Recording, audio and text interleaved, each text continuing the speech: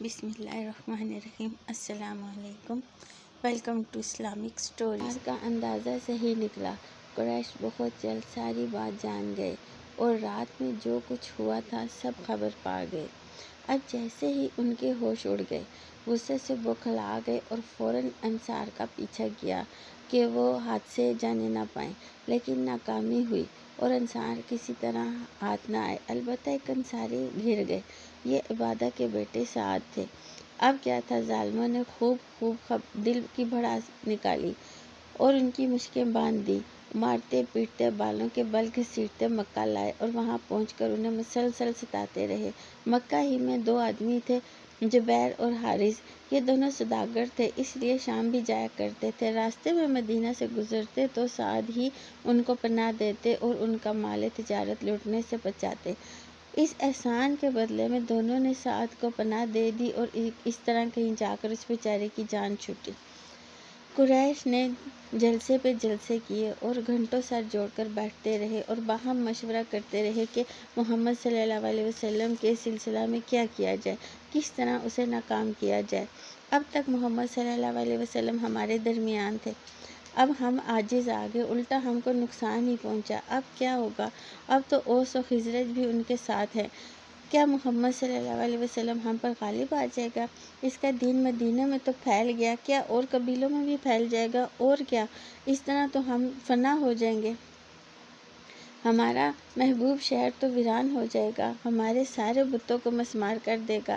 جبکہ اسی کے لیے برسوں لڑتے رہے، جان لڑا کر برسوں مقابلہ کرتے رہے۔ قریش کے جلسے ہوتے رہے، نشست و برخاست ہوتی رہی، لیکن بے فائدہ۔ یہ مسلسل ان کو ستاتا رہا، لیکن حل نامعلوم تھا۔ اور مدینہ کے مسلمان، ان کا کیا حال تھا؟ اب ان کا عالم ہی اور تھا۔ مکہ کی بیعت ان کے لیے ایک نئی زندگی کا آغاز تھی۔ اب سینوں میں سکون و اطمینان کی ٹھنڈک تھی اور دلوں میں یقین کی کیفیت۔ اب ان کی روحانیت بڑھ رہی تھی اور عزم میں پختگی آ رہی تھی۔ اب اور اسلام کے پرجوش مجاہد تھے، جہاں ہوتے اسلام کے نعرے لگاتے اور جس سے ملتے اسی کے گن گاتے۔ پھر ان کی دینی غیرت کو اور جوش آیا اور اخلاص و یقین میں اور برکت ہوئی، یہاں تک کہ گھر گھرانہ کے جو لوگ اب تک شرک پر تھے، ان کے بتوں پر انہوں نے دست درازی شروع کر دی۔ موقع پا کر ان کو وہ توڑ پھوڑ دیتے، یا رات کو وہ لوگ سو جاتے تو انہیں غلاظت میں ڈال آتے۔ پھر صبح ہوتی اور مشرک مورتیوں کی یہ گت دیکھتے تو تلملا کر رہ جاتے اور ان کو دھو دھا کر پھر وہیں رکھ دیتے۔ مسلمان موقع پا کر پھر وہی کرتے۔ یہی تماشا ہوتا رہا، یہاں تک کہ مشرکوں کو ہوش آ جاتا اور وہ سوچتے، جن کو ہم نے دیوتا بنایا ہے وہ کتنے بے بس اور حقیر ہیں، اپنے نفع نقصان پر بھی تو قادر نہیں۔ چنانچہ کچھ عقلوں سے پردے ہٹ گئے اور وہ توبہ کر کے دین اسلام میں آ جاتے۔ اس طرح مدینہ کی فضا بالکل تیار ہو گئی کہ پیارے نبی صلی اللہ علیہ وسلم جائیں تو انہیں سر آنکھوں پر بٹھایا جائے، پاک نبی صلی اللہ علیہ وسلم کے ساتھی بھی جائیں تو ہاتھوں ہاتھ لیے جائیں اور پھر وہاں ایک نئے دور کا آغاز ہو سکے۔ لہٰذا اب خدا کا حکم آ گیا اور آپ صلی اللہ علیہ وسلم نے سب کو ہجرت کی اجازت دے دی۔ فرمایا، تم لوگ ہوشیاری کے ساتھ مدینے چلے جاؤ اور ایک ایک 2 کر کے جاؤ، قافلوں کی شکل میں نہ نکلو کہ خواہ مخواہ قریش کی نظریں اٹھے اور وہ تمہارے ارادوں کو بھانپ لیں۔ اس طرح بہت سے مسلمان کوچ کر گئے اور قریش بالکل بے خبر رہے۔ لیکن یہ بات چھپنے والی کب تھی؟ آخر کار وہ بھی جان گئے اور ساری صورتحال بھانپ گئے۔ اس سے ان کا غصہ اور بڑھا اور سینہ جوش انتقام سے کھولنے لگا۔ چنانچہ اب وہ ہاتھ دھو کر مسلمانوں کے پیچھے پڑ گئے اور دن رات گھات میں لگے رہنے لگے کہ کوئی مکہ سے باہر نہ جا سکے اور ہجرت کی ساری اسکیم فیل ہو جائے۔ حضرت عمر رضی اللہ عنہ نے ہجرت کی، تب بھی یہی حالات تھے۔ ان کے ساتھ 2 آدمی اور تھے، ایک ربیعہ کے بیٹے عیاش تھے اور دوسرے عاص کے بیٹے ہشام۔ تینوں نے طے کیا کہ جس کو موقع ملے مکہ سے نکل جائے، پھر ایک جگہ سب اکٹھے ہو جائے اور اگر کوئی نہ آئے تو سمجھ لیں کہ وہ قریش کی گھات میں آ گیا ہے، پھر بقیہ دونوں سفر کو آگے بڑھائیں۔ متعینہ جگہ پر عمر اور عیاش پہنچ گئے، لیکن ہشام رضی اللہ عنہ نہ آئے۔ اس طرح دونوں سمجھ گئے کہ ہشام رضی اللہ عنہ مشرکوں کے پنجے میں آ گئے اور پھر دونوں مدینہ کے لیے روانہ ہو گئے۔ ادھر ہشام کی جان پر بن گئی، مشرکوں نے خوب دل کا بخار نکالا، اتنا ستایا کہ دین پر قائم رہنا ان کے لیے دشوار ہو گیا۔ قریش کا یہی انداز رہا، دن رات کا یہی برتاؤ رہا۔ بدقسمتی سے جو بھی ان کے ہاتھ لگ گیا، بے دردی سے اسے پیس کر رکھ دیا گیا۔ بالآخر تڑپ تڑپ کر اس نے دم توڑ دیا، اور اسی طرح کتنی ہی عورتیں بیوہ ہو گئیں، کتنے ہی بچے یتیم۔ لیکن اس پر بھی ان کو اطمینان نہ آیا۔ وہ محمد صلی اللہ علیہ وسلم کی طرف سے سخت فکر مند تھے، خود سوچتے اور جس سے ملتے یہی سوال کرتے، محمد صلی اللہ علیہ وسلم نے ساتھیوں کو تو مدینہ بھیج دیا، لیکن کیا وہ خود بھی وہیں جائے گا؟ کہیں ایسا تو نہیں کہ وہ خود یہیں رہے اور ساتھی مدینہ میں؟ حبشہ کی ہجرت میں تو یہی ہوا تھا۔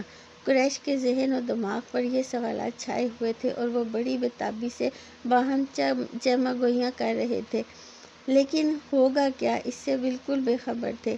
تو کیا قریش باہم چیمہ گوئیاں ہی کر کے رہ گئے؟ نہیں، ایسا نہیں تھا۔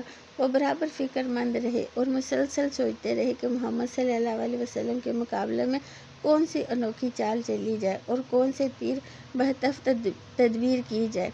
کہیں ایسا نہ ہو کہ ساتھیوں کی طرح وہ بھی ہاتھ سے نکل جائے، کہ پھر تو بڑی آفت ہوگی۔ سارا مدینہ تو اس کا جان نثار ہے ہی، مکہ کے سب مسلمان بھی وہی ہیں، ان سب کو لے کر وہ ہم پر چڑھائی کر دے گا۔ مسلمانوں پر قریش کی بڑی سخت نگرانی تھی، ہر آن سخت پہرا تھا، لیکن اس کے باوجود مکہ خالی ہو گیا اور سارے مسلمان ایک ایک کر کے چلے گئے۔ حمزہ رضی اللہ عنہ، عثمان رضی اللہ عنہ، زبیر بن عوام رضی اللہ عنہ بھی چلے گئے، اور اب پیارے نبی صلی اللہ علیہ وسلم کے ساتھ صرف علی رضی اللہ عنہ اور ابو بکر صدیق رضی اللہ عنہ رہ گئے، اور مکہ میں صرف وہ مسلمان رہ گئے جو بدقسمتی سے دھر لیے گئے تھے اور تڑپ تڑپ کر مظلومی کے دن کاٹ رہے تھے۔ آخر میں ابو بکر رضی اللہ عنہ بھی جناب رسول صلی اللہ علیہ وسلم میں حاضر ہوئے اور ہجرت کی اجازت چاہی۔ آپ صلی اللہ علیہ وسلم نے فرمایا، جلدی نہ کرو، شاید خدا کسی ساتھی کا انتظام کر دے۔ ابو بکر رضی اللہ عنہ سمجھ گئے کہ آپ صلی اللہ علیہ وسلم کی بھی ہجرت قریب ہے، بس اب حکم الہی کا انتظار ہے۔ چنانچہ خوشی خوشی وہ گھر اور سفر کی تیاریوں میں لگے۔ ہجرت کا حکم آ گیا۔ اسی موقع پر اللہ تعالیٰ نے محمد صلی اللہ علیہ وسلم کو ایک دعا بھی سکھائی، بہت ہی پیاری اور شیریں دعا۔ بنی اسرائیل آیت نمبر 80۔ اور دعا کرو، پروردگار مجھ کو جہاں بھی تو لے جا سچائی کے ساتھ لے جا، اور جہاں سے بھی نکال سچائی کے ساتھ نکال، اور اپنی طرف سے ایک اقتدار کو میرا مددگار بنا۔ مسلمان مظالم سہتے سہتے تنگ آ چکے تو حضور صلی اللہ علیہ وسلم نے انہیں مدینہ ہجرت کرنے کی اجازت دے دی۔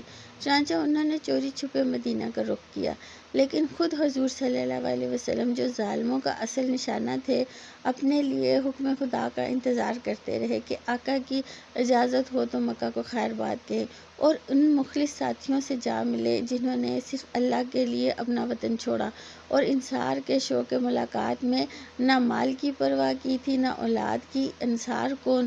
وہی خوش نصیب جنہوں نے آپ صلی اللہ علیہ وسلم کی مدد کی تھی، آپ صلی اللہ علیہ وسلم کو حفاظت کی خدمات پیش کی تھی، اور جنہوں نے دست مبارک میں ہاتھ دے کر راہ خدا میں سرفروشی کا عہد کیا تھا۔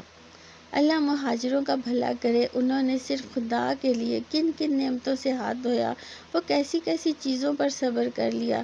انصار کا بھی بھلا کرے کہ انہوں نے دینی بھائیوں کو اپنے یہاں بلا کر انہیں اپنے گھروں میں ٹھہرایا، صرف اللہ کی خوشی کے لیے۔ بالآخر ہجرت کا حکم آ ہی گیا اور آپ صلی اللہ علیہ وسلم نے مدینے کا ارادہ کر لیا۔ اس وقت قریش کی بھی سازش مکمل تھی اور وہ سارا خاکہ تیار تھا۔ بات کیا تھی؟ مسلمانوں نے ہجرت کی تو انہیں دعوت کے لیے ایک وسیع میدان ہاتھ آ گیا۔ لوگ اسلام کی برکتیں دیکھ کر بہت متاثر ہوئے اور بہت تیزی سے اس کی طرف بڑھنے لگے۔ ہر طرف اسلام کا چرچا ہونے لگا اور مسلمانوں کا زور بڑھنے لگا۔ قریش نے یہ دیکھا تو وہ بہت گھبرائے، انہیں محسوس ہوا کہ اب شامت سر پر منڈلا رہی ہے اور طرح طرح کے خطرے سر اٹھا رہے ہیں۔ قریش و انصار میں بہت زوردار جنگ کے آثار بھی نمایاں تھے، اس سے ان کے اور ہوش اڑ گئے۔ سوچا کہ اس طرح تو ہمارا شام جانا بھی بند ہو جائے گا، تجارت بالکل ٹھپ ہو جائے گی اور ہم دانہ دانہ کو ترس جائیں گے۔ چنانچہ وہ دارالندوۃ میں جمع ہوئے کہ یہی ان کا مشاورت گھر تھا۔ یہاں سے سب سر جوڑ کر بیٹھے اور کوئی تدبیر سوچنے لگے جس سے اسلام کی سیل رواں رک جائے، اور چمنستان دین میں خاک اڑنے لگے۔ لوگوں کے مختلف رائے پیش کی۔ ایک نے کہا محمد صلی اللہ علیہ وسلم کے ہاتھ پاؤں میں زنجیریں ڈال دیں، پھر کسی مکان میں بند کر دیں۔ دوسرا بولا خدا کی قسم اگر قید کیا تو ہر طرف چرچا ہو جائے گا، پھر تو بہت برا ہوگا، مسلمان فوراً چڑھائی کر دیں گے اور جب تک ہم سے چھین نہیں لیں گے دم نہیں لیں گے۔ تیسرا بولا محمد صلی اللہ علیہ وسلم کا یہاں رہنا اچھا نہیں، کہیں دور دراز علاقے میں چھوڑ آیا جائے، پھر وہ جہاں چاہے جائے اور جس طرح چاہے رہے۔ چوتھا بولا یہ رائے تو بڑی بودی ہے، دیکھتے نہیں کہ وہ کیسی میٹھی میٹھی باتیں کرتا ہے اور کتنے سلیقے کی گفتگو کرتا ہے، منٹوں میں دل مول لیتا ہے، ایسا کرنے میں تو خطرہ ہی خطرہ ہے، یا تو وہ کسی دوسرے قبیلے میں پہنچ جائے گا اور اپنی جادوئی بیانی سے انہیں ہم نوا بنا لے گا، ورنہ مدینہ پہنچ جائے گا اور وہاں پہنچنا تو اور زیادہ خطرناک ہوگا، جاتے ہی وہ ساتھیوں کو لے گا اور ہم کو پیس کر رکھ دے گا۔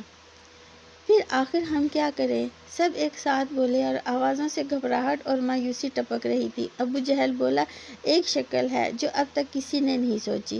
سب نے پوچھا بڑی بےتابی سے، ارے کیا وہ کیا ابو الحکم؟ اس نے کہا میری رائے یہ ہے کہ ہم پہلے قبیلہ سے ایک پہلوان اور شیر دل جوان چنیں، پھر ہر